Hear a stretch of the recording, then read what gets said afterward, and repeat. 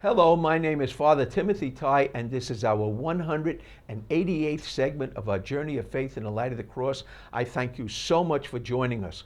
We look up at our screen for our theme. The original exiles asked themselves, is obeying 613 mitzvahs commands a burden or a joy? The faithful exiles claimed it a joy in the same spirit. The early church asked the same question, and they too proclaimed carrying the cross a joy.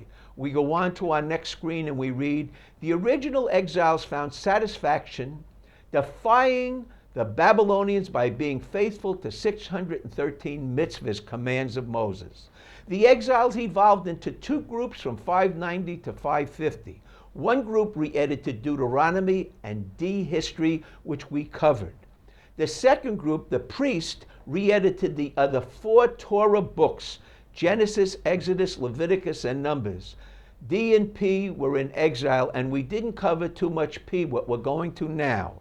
Scholars assume today that D and P, the Deuteronomy and the priest, had two sources from the history of the kingdoms.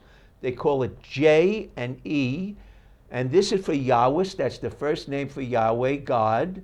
Yahweh's writers from Solomon's times in 950 BC, and the Elohim writers from the northern kingdom Israel in 850 BC. Elohim means Lord.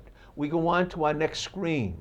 Peter Ellis's book, The Yahwist, but he spells it with a Y, estimates, for example, that Genesis has about 150 verses by Yahwist in 950, and then later 150 verses by the priest in 550 BC. They added 150. The Yahwist made his work easy for P to edit by writing what the scholars call foreshadowings. How do you do this? God comes in and he speaks, and he tells Abraham in the future, Genesis 15:13, know for certain that your seed will be exiles in a foreign land and become slaves oppressed for 400 years. But I will judge the nation that enslaves them, so that they will leave with many possessions. Now we look and we say the J writer originally definitely wrote something like, they will become slaves oppressed for 400 years, but I will judge the nation that enslaves them. Then P comes along and probably added the italicized letters. Know for certain that your seed will be exiles in a foreign land. That's Babylon. And then you go to the end, so that they will leave with many possessions.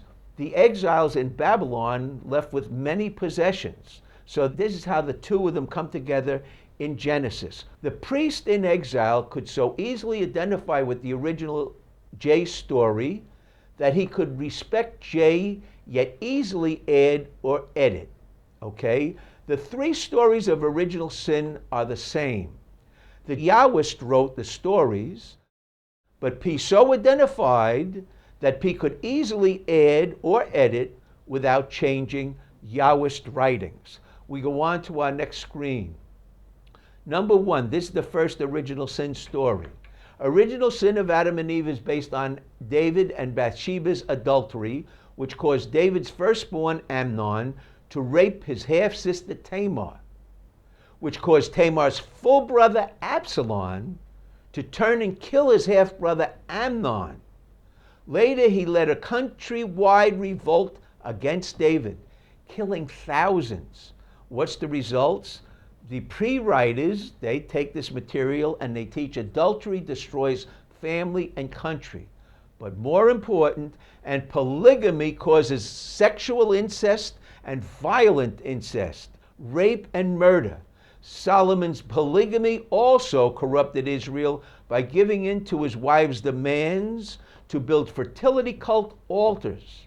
Polygamy was as bad as adultery and had to go. And it did. We go on to our next screen. Now we go to our second original sin story. Original sin corrupted man's yester, his creative powers, so Israel preferred fantasy of fertility cults to Torah's commands to live long-term marriage in reality. The cults destroyed Israel. We go on to 2P, the priestly. No longer fertility-obsessed farmers or shepherds, but educated and skilled, the exiles enjoyed heroically working in domestic reality, away from farming and pasturing. If slave forefathers could journey in desert for 40 years, so could the exiles endure 49 years in Babylon, believing Jeremiah's prophecy would be fulfilled. He made an awkward prophecy that said something like 7 times 7 weeks of years, which they read to mean 49 years they were in exile, which approximately was true. We go on to our next screen, and we go to the third original sin story. The Tower of Babel explained the language barriers between the tribes, the 12 tribes, and the split between the northern Israel tribes and Judah. Finally, it explained the languages of the world and how they divided the world. Now we go to 3 priests, the P. The ability of exiles in Babylon to function in several languages enabled them to learn and even control much goy wealth, which brought many blessings. Thus, the Judeans, thinking out loud, the Judean exiles developed the Hebrew language out of their Aramaic dialect to stay a separate mystery. It was difficult for anybody to read. A mystery from Goyims to prevent being known. They did not want to be known, and thus being controlled by Goyim. If they could control Goyim, the Goyim could control them if they control their language, and nobody could control Hebrew. We go on to our next screen. The exiles understood that their sexual spirituality, which we covered in 187, and morality would demand discipline, which no Goyim would understand, and very few people understand.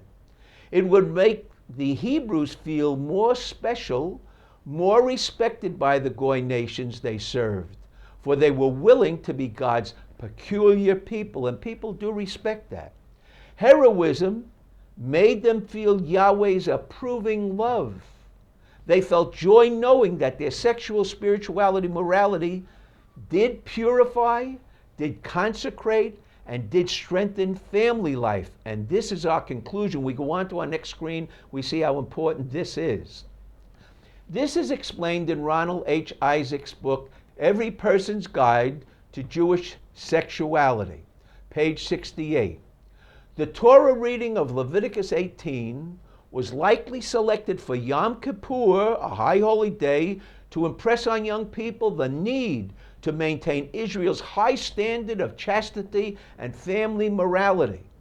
The retention of Leviticus 18 was intended to inculcate on the Day of Atonement the duties of self-control and connubial purity, which proved such a potent factor in the survival of the Jewish people. So the sexual morality developed was important to the survival of the Jewish people even today. We go on to our next screen and we read, there is a deep connection between purity and the books of Leviticus and Numbers, which we hope we will cover. To Jewish people, Torah is 613 mitzvahs. Almost 300 are concerned with temple offerings and sacrifice. They are supposedly irrelevant without a temple. But if each Judaic home in Babylon was considered an extension of the temple, especially concerning pure offerings consecrated to God, then there is an awful lot of morality in those laws, especially sexual morality. We go on to our next screen and we read, this morality, which we're covering, was handed down to Jesus' disciples. It was handed down to the diaspora Judeans who turned to Christ outside of Israel, and to the proselytes who turned to Christ. This morality was accepted in the light of the cross. And because early believers enjoyed living heroically, they did not find Jesus' mitzvahs commands a burden. I thank you so much for joining us, and I hope these sessions are a joy to you as you learn about the Bible and you apply it to your own life and your own family. Thank you so much for joining us for our 188th segment of our journey of faith in the light of the cross. Do you love me? I'm your wife. I know. But do you love me?